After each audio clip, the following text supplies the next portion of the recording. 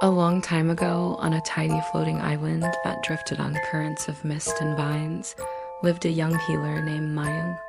Her village hummed ancient melodies sung over clay jars filled with rainwater and blossoms.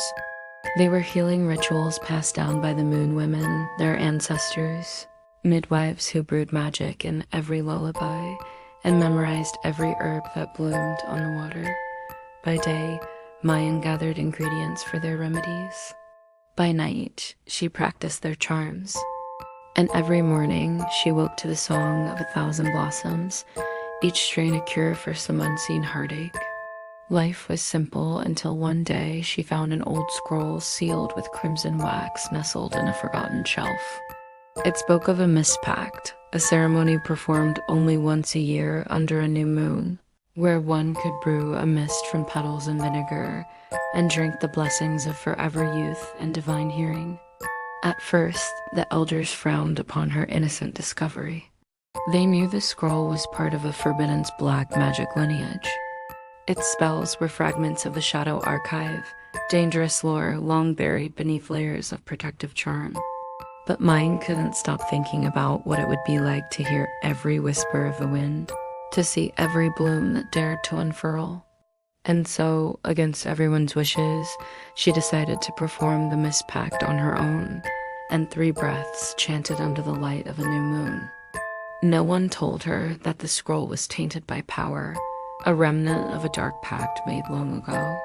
And so, on the appointed night, bathed in silver moonlight, she read the incantation aloud. As the chant ended, the mist swirled around her head, and as it dissipated, so did her entire body. Yet she felt no pain, only an exquisite clarity. She floated above her former self, watching her body remain still cradled by minghuang leaves. The pact had worked, but something else was happening.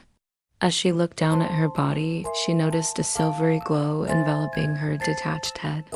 Slowly, ever so slowly, it began to drift away from her. She reached out to grab it, but it slipped through her intangible fingers.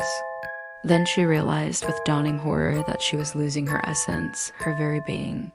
The scroll hadn't granted her eternal youth. It was turning her into one of the old ones, a Penanggalan.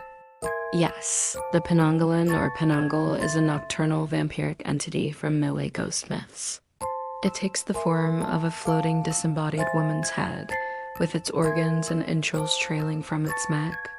From afar, the Penanggalan is said to twinkle like a ball of flame, similar to the will-o'-the-wisp phenomenon.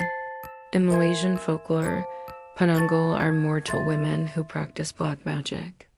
They become vampires by drinking the blood of family members, severing their heads from their bodies in a ritualistic suicide, enabling them to survive independently outside of their physical forms.